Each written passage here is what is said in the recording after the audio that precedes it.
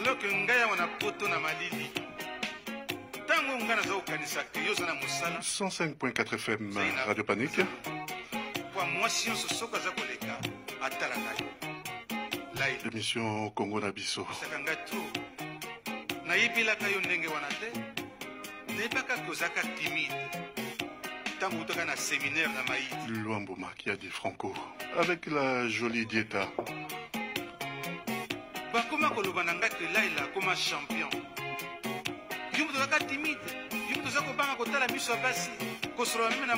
C'est la première fois qu'il est sur le 105.4 FM dans nos studios.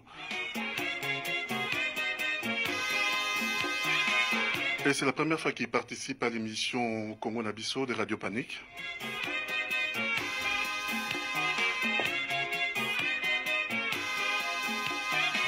Au niveau de la classe politique congolaise, il n'est plus à présenter. Mais pour les auditeurs de Congo na biso et de Panique, il va se présenter. Avec lui, on va faire connaissance. On va parler de l'actualité en République démocratique du Congo, sur le plan politique, économique, sur le plan social et sur le plan sécuritaire, et de l'avenir de la République démocratique du Congo. Yazamwana Mboka.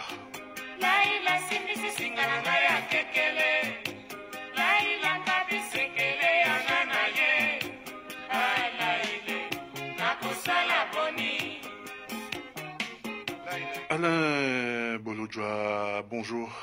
Bonjour à vous, bonjour à tout le monde. La première des questions, comment ça va? Oui, ça va, ça va. Bien que le pays va très mal, mais ça va.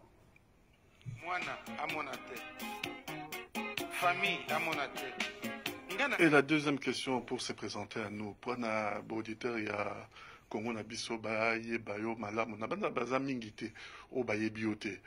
Qui est Alain Bolodjoa?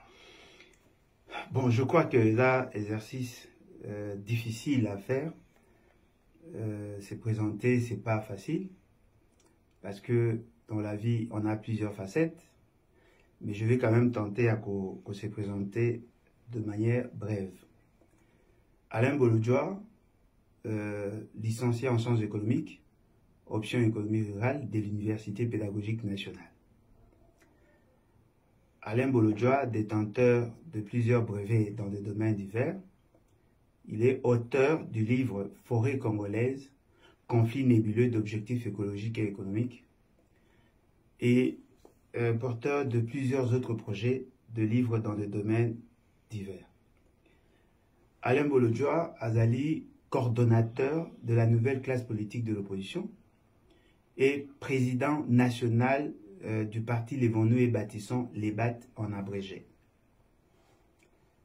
J'ai commencé d'abord à être membre de la société civile vers les années 90.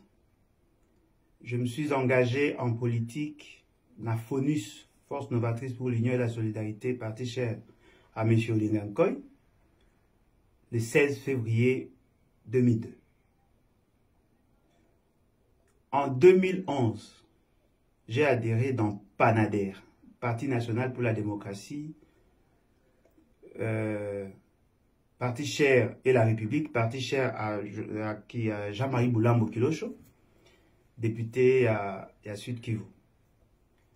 J'étais membre de la majorité présidentielle à cette époque, de 2011 en 2018, vers le début de l'année. aujourd'hui, je suis président du parti. Il y a cadre, il y a sensibilisation et puis il y a structuration de notre parti. Je me retrouve ici, mais je vis au pays. Voilà. Namoni que ceux qui au salon namu au babengi penda au compressant pour les arapasi pour la motoye moka ami lopela parce que naebi que ba mama ya zando mingi surtout ba bateka kandunda bi moteki ndunda yemoko ayebi qualité ndunda na ye. Pour les arapasi pour la motami lopela yemoko. Bon, déjà par principe il y a certains éléments d'appréciation au batumsus au monde en est nécessaire. Par exemple, dire que j'ai autant de brevets dans tel domaine, c'est pas intéressant. Et Bisso, au regard de notre formation et surtout la vie, dans mon élément sous ces arts périphériques. Hein? Je préfère être identifié par rapport à mon adresse scientifique, mais aussi par rapport à la fonction que j'occupe. Alors, le quoi on a habité, banani bazolanda pe balingi baye banini, et ça a toujours difficile. Mais netinga so tuninga qui Alain Bolodjoa, je vous dis directement, je suis chercheur en économie de développement. Tous les autres éléments, ça me dit absolument rien. Il y a un côté expert. Exact. Il y a un côté expert. Pourquoi est-ce qu'Alain Bolodjoa qui a un côté expert a un côté politique? Ah, ça aussi c'est une question très difficile. Vous serez peut-être surpris d'apprendre que j'étais politique avant d'être expert. Parce que tant que Kendaki campagne en 2006 pour le camp de l'opposition, parce que je suis né politiquement dans l'opposition, c'est à Kananga, na Kananga ville, na Kananga 2, que j'avais pris la résolution Yabozong et la classe. J'étais déjà politique. J'étais très proche d'Olengankoy, en tout cas très proche d'Olengankoy. J'étais parmi les jeunes au Boyoka, Kanakala, au Babanda, Kochaba, désordre, bon pas désordre, mais désordre et sonné ma bé. Au Babanda, ça, bah marche, bah journée ville morte. C'est mon révélateur. Mais oui, ouais, et ça, un désordre positif. Ouais. Parce que on revendiquait. On a eu à faire des actions, à faire des marches, justement parce qu'on voulait assez que politique avant Sand City et même pendant Sand City, réajuster Makam. Un exemple, c'est nous qui nous sommes battus pour que dans la Constitution, il y ait gratuité de l'enseignement. Peut-être les gens ne le savent pas. C'est nous. Parce que les politiques étaient plus centrées sur les débats, il y a partage et il y a pouvoir. Alors, tellement que je sortais de la société civile, je me suis retrouvé en politique et mes revendications allaient plus dans ce sens-là. Le droit de la femme, le droit à l'éducation, c'était ça le combat. Et donc, pendant ces temps-là, Tomeka qui moi, parce qu'avec nos dirigeants, nos politiques, c'était un peu difficile. Donc, ce qui fait que, par rapport à cette réalité, c'est vraiment pas facile. Alors, j'ai repris mes études en 2006. Donc, j'avais déjà une expérience politique pratiquement de 4 ans. Dans mes convictions, dans ma vision, je visais le développement sur le plan infrastructurel. Et je suis allé à l'université dans l'idée d'être architecte. Parce que je me disais, non, il faut avoir une vision de type de maison. Et puis avec la formation chez nous, nous sommes d'abord formés comme des généralistes. Au niveau, il y a graduat. Mais au début, c'est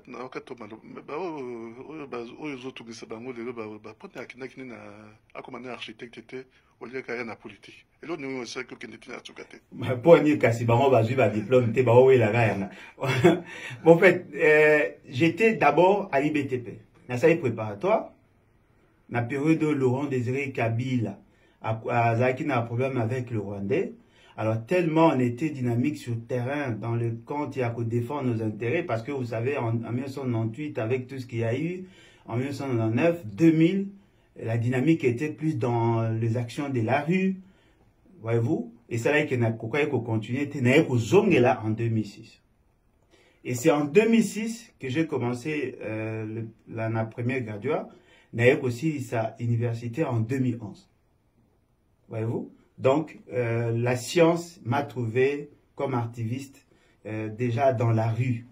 Et ce que la science a pu m'apporter ou ajouter en moi, la valeur ajoutée, est le simple fait que je ne suis pas dans une conception minimaliste de la société telle que c'était avant. Aujourd'hui, je suis dans la macrostructure. Je suis dans la grande vision sur la gouvernance. Et naturellement, la gouvernance économique, c'est fait par les économistes. Alors, on a posé une question, ceux qui bateau balinga natika politique, ceux qui va comprendre la politique des années. Parce que je ne vois pas une science mieux outillée que les économistes pour mieux faire la politique. Mais parce que les tronçons avec été, biso tozali donc na ba idée na biso, idéal na biso et tout. Bino ba tebe économie, vous en avez idée, vous en avez chiffre na bino. Moko ba chiffre na politique et que senaka. Et simba ganzela malam muté. Tozo monango. Ba obimisa ba chiffre mais na politique yo maloba ndenge ezobima ezokende ndenge moko te. Yo ozo monango ndenge ni nango. Ba politique ndenge balobaka politique ezaka likambo kokosa ya lukuta ote bino ba économiste bozana pe na nzela na bino. Bon, en fait, ceux qui disent ça peuvent avoir raison dans une faible mesure. La politique, en réalité, c'est l'économie. Vous voyez? Bateau, basali sciences politiques. Ce sont des analystes de faits politiques. Ils ne sont pas politiques en tant que tels. La politique, c'est quoi? C'est la gestion de la cité. Et dali ba notion au biso toye kolaka. Na bango, mais différence il y a biso, nous avons la capacité de quantifier le problème et de quantifier la solution. Je prends l'exemple. Batu bazako marché, bazako manifester en France. La motivation est économique. Mais les décisions sont politiques. Alors, entre la politique politicienne que les gens veulent faire et la politique économique, vous allez vous rendre compte que là où on échoue sur le plan économique, on échoue sur le plan politique politicien. Parce que c'est nous, en fait, qui avons la clé, la vraie clé. Les gens ont besoin de logement. C'est notre domaine. Nous, nous concevons et les autres, les ingénieurs, exécutent. Les gens ont besoin de transports. C'est nous qui concevons et les autres exécutent. Parce que la leitmotiv de l'État, la mission régalienne de l'État, se fonde sur la satisfaction de besoins. Et c'est nous qui sommes, entre, je dirais, le concepteur de politique où ils allaient charger à réconcilier la demande et l'offre. Bisson des photos, combien de kilomètres construits, quelle est l'incidence, comment gérer les routes, comment entretenir, comment satisfaire le besoin existentiel de la population, quelle est la quantité de biens que la population en a besoin, combien d'emplois il faut créer, combien. C'est nous qui répondons à cette question-là. Madame, vous allez adepte à toute décision politique doit être chiffrée. Non, mais effectivement, tous ceux qui prennent des décisions sans l'économie échouent. Dites-moi, qu'est-ce que le président de la ville peut faire pour la population somme? N'a pas cet exemple, Moko, chez nous, il y a un problème d'employabilité des jeunes. Quel est ce doctrinaire en sciences politiques qui peut résoudre ces problèmes-là? Voyez-vous? C'est-à-dire que c'est nous qui concevons la vraie politique. Mais tellement que le monde politique est transversal, il faut tenir compte des autres disciplines. Parce que ce que nous faisons, ça doit être soutenu sous l'approche sociologique. Nous avons besoin de sociologues, de philosophes, des anthropologues. Nous avons besoin des juristes qui viennent en dernière position pour la normalisation. Nous avons besoin de ceux qui ont fait les sciences politiques. On a besoin des administratifs parce qu'il y a une dimension managériale. On a besoin des chimistes. On a besoin des ingénieurs. On a besoin. Ce qui veut dire que chaque discipline est importante, mais la discipline la plus importante d'entre toutes, c'est la discipline économique, parce que c'est nous qui arrivons à donner des orientations par rapport aux politiques publiques. Voilà. On va passer à une deuxième étape. Aujourd'hui, si quelqu'un, je me permets de poser la question, la place à Moutoumousoucha, à Moyokabiso, alors, quelle est la situation politique actuelle en République démocratique du Congo? Bon, je voudrais répondre à cette question de manière imagée. L'État congolais a un jeune, bon, je dirais un adolescent, qui est né avec une déformation congénitale. Il a un problème de respiration. Il a un problème au niveau de son cœur. Le cœur, battre malamute, ça fait que la circulation, il y a un élément essentiel pour la production ou la reproduction des cellules, et ça posé problème. L'État congolais a un bus scolaire conduit par un épileptique. C'est-à-dire que les deux images, Éric Kolobake, nous avons un grand corps, l'organe, ou l'organe Ezali Mounene, mais il y a un problème de dysfonctionnement. Le bâtiment du cœur, le cœur, ce sont les institutions. Il faut que le cœur ait ça la malam pour que la circulation à Makila est à la garantie. C'est ça un problème qui date d'aujourd'hui.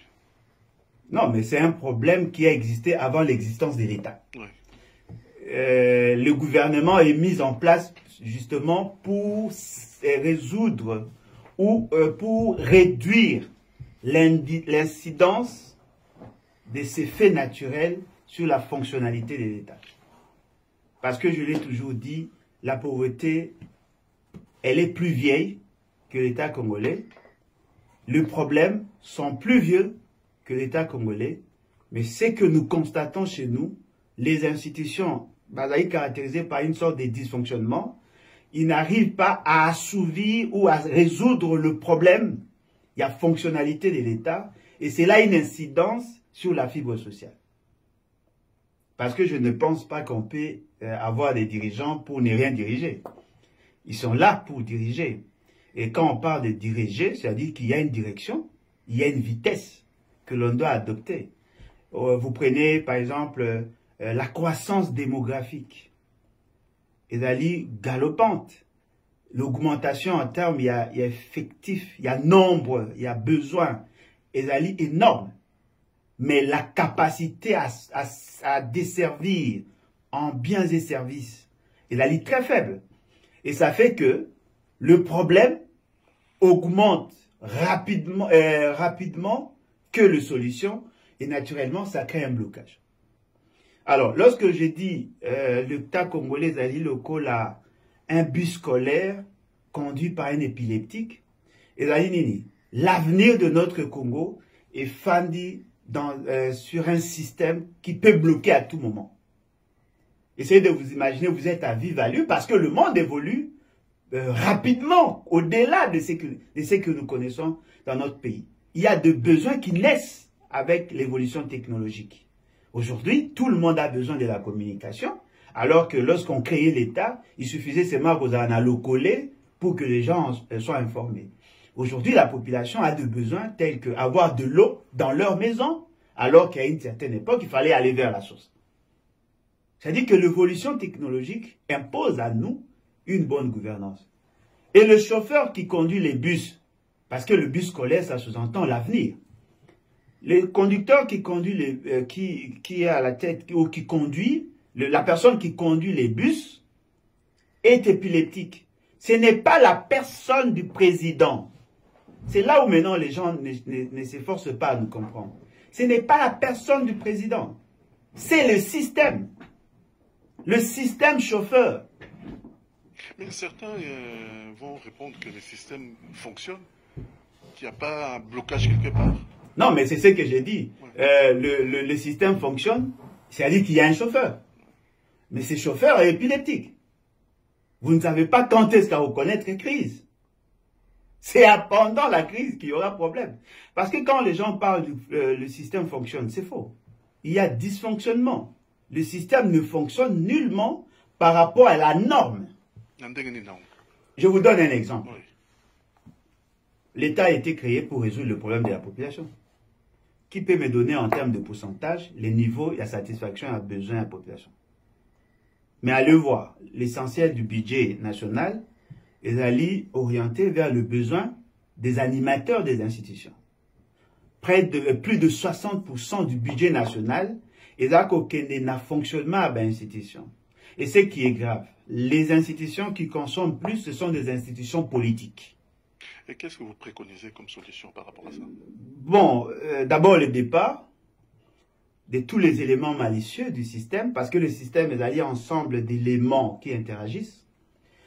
Lorsque dans le moteur d'un véhicule, le carburateur est là au sala malamouté, et pas nabino que tu réparer, ah nabamboka nabino, bolongo larabo remplacer. Et je crois que c'est la même méthode que nous devons appliquer. Il faut enlever tous ces éléments malicieux qui sont incapables de quantifier le problème et d'apporter des solutions, amener un nouvel algorithme pour que nous arrivions effectivement à couper ça à une nouvelle base. Et de manière schématique, nous pensons qu'il faut qu'il y ait d'abord la révolution, une révolution populaire. La population a recouvré son pouvoir. Et puis deuxièmement, convoquer le congrès fondateur. Il faut refonder l'État sur de nouvelles bases. Avec une nouvelle constitution, une nouvelle conception et perception de choses, cette constitution aura comme socle la volonté, pas la volonté permissive, la volonté absolue du peuple pour que Toyeba copie ça de nouvelles bases. On va, au regard des dispositions pertinentes de cette nouvelle constitution de la 4e République, on aura à organiser de bonnes élections où personne n'accédera au pouvoir par la volonté de quelqu'un. Je prends l'exemple de M. Félix Sekedi. C'est une invention des Kabila. M. Félix Sekedi a été kabilocratiquement élu. C'est-à-dire qu'il n'est pas le fruit de la démocratie. Et naturellement, il était redevable vis-à-vis de la personne qui a fait de lui ce qu'il est. Il va, au niveau de certains pays, signer des accords contre nature pour conserver son pouvoir. Aujourd'hui, nous avons EAC chez nous. Voyez-vous, c'est-à-dire que le fait seulement qu'il y a eu ma prémisse Yamabé, ça conduit à une sorte de bradage de notre souveraineté. Aujourd'hui, le pays ne fonctionne pas normalement. Donc, madame, vous ne croyez pas aux élections qui vont arriver? Bon, je ne crois pas au système politique et surtout aux animateurs qui font semblant d'être compétents pour résoudre le problème congolais. Je crois aux vertus des élections par le simple fait que les élections est le seul mode d'évolution du pouvoir qui est adapté au concept de démocratie. Mais attention, pas n'importe quel type d'élection. Il faut que ces élections reflètent la volonté de la population cristallisée dans la Constitution. Le peuple, dans sa majorité, peut jeter son dévolu sur quelqu'un. Que cette personne qui a bénéficié du suffrage, Azala, proclamé élu, a exercé le pouvoir conformément à la Constitution. Et ça a un arrangement à l'africaine, parce que on risque de renverser la pyramide. Je prends l'exemple, l'article 5 de la Constitution dit « Le peuple est souverain ». Qui dit souverain, dit « décider en dernier ressort ». Qui a donné à Kabila le pouvoir de faire de Félix Sekedi? Il y a une usurpation de droit, le droit souverain.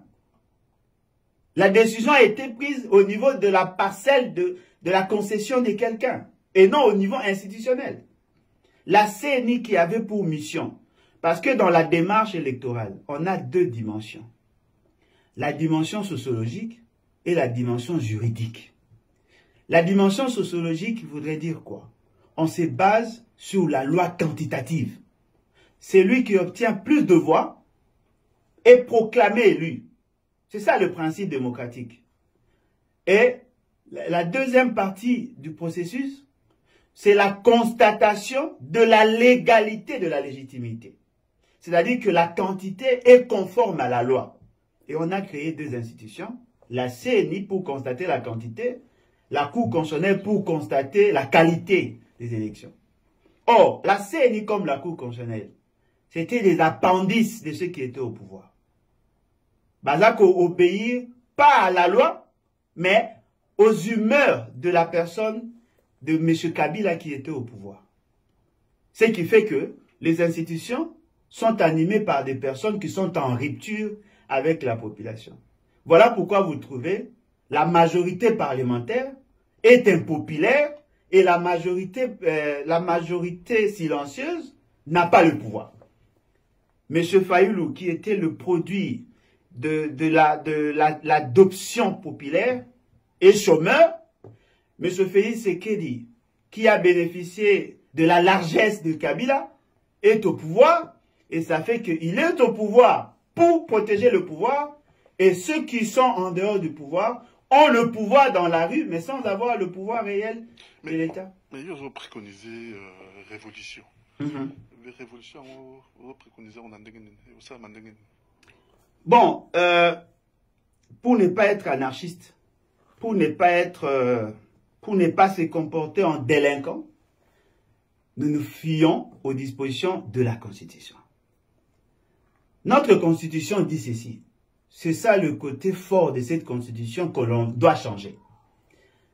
C'est-à-dire qu'on change la Constitution, mais pas cet aspect des choses. Notre Constitution dit un individu ou groupe d'individus qui voudrait accéder au pouvoir par de voie scabreuse et l'exercer en violation de la Constitution qui est la volonté cristallisée de la population doit être mis de côté. Et il est reconnu à un individu et groupe d'individus de faire échec à cette bande de délinquants. Alors, comme on dit individu ou groupe d'individus, moi, Alain Bolochoa, je n'ai pas le pouvoir de faire partie de ceux qui sont au pouvoir. Mais il m'est reconnu à moi le pouvoir de dire à la majorité de Congolais de le faire partie. Ce qui veut dire que nous avons pour mission de conscientiser nos concitoyens d'ici et du pays et d'ailleurs, afin que bas s'ériger en obstacle à cette gouvernance polluée et polluante, pour que toi arrivé, il y a qu'à donner un nouveau ton. Prenons l'exemple, la population se décide de mettre hors d'état de nuire, ce qu'on appelle abusivement union dite sacrée. C'est déjà la révolution. Mais la nuance qu'il y a entre nous, les révolutionnaires, et nos amis de la résistance zaïnine, ils ont la batumoussou sous baza qu'on résister, c'est-à-dire qu'ils veulent vivoter. Ils veulent assez que ce qui se fait contre eux et impacter ma vie dans ma capacité. C'est-à-dire que même si vous êtes là, vous faites ce que vous faites, mais vous ne pouvez pas toucher à notre précaré. C'est-à-dire qu'il y a des choses que nous n'allons pas accepter. Non, nous voulons changer les choses pour l'intérêt de tout le monde. Mais le problème, par rapport à la classe politique, par rapport à la politique et tout, aux populations à la Kamingi, comment la population était outil d'un bino pour marche et bino pour accéder à pouvoir. Quelque part, est-ce que vous avez un peu la logique qu'on a tout le temps, mais population n'aime pas qu'on change. Bon, biso déjà au départ, ce qu'on a dit, discours Nangai, depuis le côté na Spewana, vous allez vous rendre compte que nous sommes dans la logique de convaincre et non de vaincre. Convaincre et non vaincre. Parce que ce que Tozalaki n'a posé à cause et la peuple comme marche-pied. On n'allait pas passer à la sensibilisation. Peut-être qu'on allait procéder comme tout une approche insurrectionnelle. Hein, on allait prendre des armes, chercher à tuer des individus. Notre combat est individualité. Parce que moi, au regard de ce que je représente de manière philosophique, je ne peux pas perdre mon temps à combattre M. Félix Sekedi. Je combats le système. Alors, il faut convaincre. Nous procédons par la sensibilisation, la vulgarisation de notre vision, justement pour permettre à ceux qui sont en face de nous, c'est-à-dire le peuple, à la convaincu. Quand Marocco m'a convaincu, il va agir. Peuple congolais et tout le peuple du monde. Baye Bayango, Ezali, dans une approche purement marketing. J'ai des objectifs. Le peuple doit en avoir aussi. Je viens vendre mon produit. Si le peuple accepte mon produit et que a sombi yango, a jui yango pour consommer, c'est à lui maintenant de voir ce qui produit et assouvir ma besoin, ce qui est satisfait. Parce que le peuple n'a que pour objectif de maximiser son utilité. Mais moi, c'est maximiser la profitabilité en tant qu'acteur politique. Profitabilité, je convainc le peuple jette son dévolu sur moi et je suis au pouvoir. Mais attention, le marketing qui est basé essentiellement sur la vente de produits n'existe plus. Il faut vendre le produit et se rassurer aussi de la satisfaction de besoins pour que demain, le peuple aille à sa confiance. Je donne l'exemple, il y a des pays tels que la France, avec François Hollande. Il était en fonction. Lorsqu'il vendait ses illusions, les gens ont mordu à l'hameçon. Aujourd'hui, il est perdant. Vous savez pourquoi? Il a vendu au-delà de la capacité. Savon nanga ezali malamu, elongolaka makwanza, soko sombi yango ekosungayo, mutasombi elongolite, mbasi mawoyate. C'est-à-dire que nous sommes dans cette approche-là, yakolinga ko satisfaire le besoin pour que la confiance est à la maintenue. Donc, il faut boyer bango, nous sommes de la nouvelle classe politique de l'opposition, et surtout que nous avons l'avantage d'avoir été membres de l'opposition, membre du pouvoir et membre de l'opposition. Donc je connais et l'opposition et le pouvoir, le comportement de toute la classe politique, parce que moi-même j'en suis victime. Voilà. Bon, question ane ya kamingi, surtout na bandeko baza,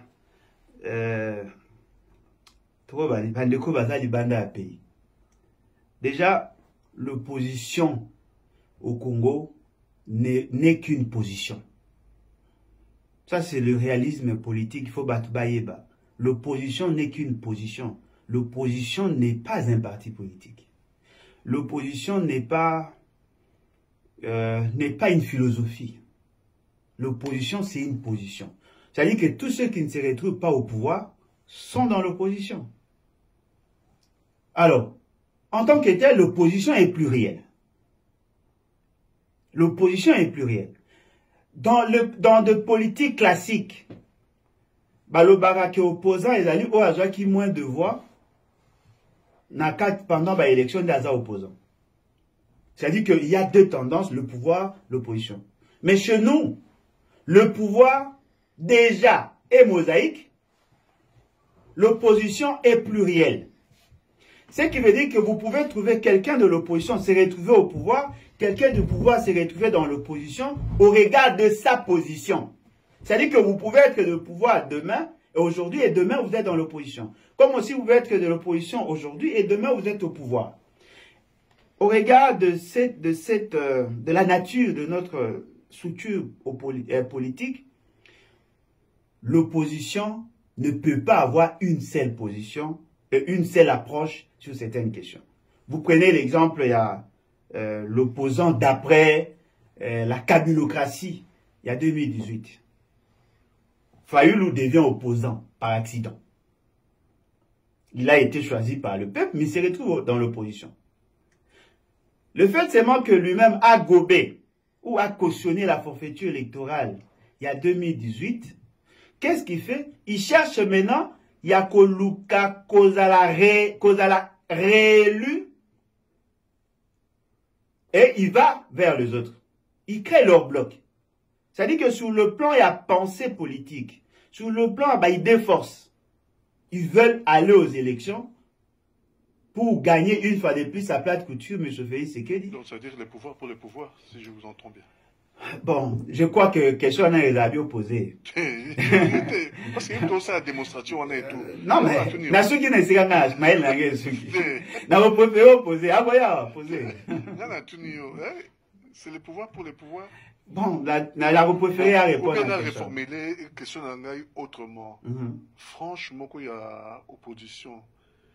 Ils allaient wana kaka po na bazwa kaka pouvoir pour le pouvoir toté. Bon, il y a deux extrémistes dans notre classe politique. Ceux qui veulent à tout prix se maintenir au pouvoir sans le peuple et ceux qui sont prêts à tout prix à avoir le pouvoir avec ou sans le peuple. Je crois avoir répondu à votre question.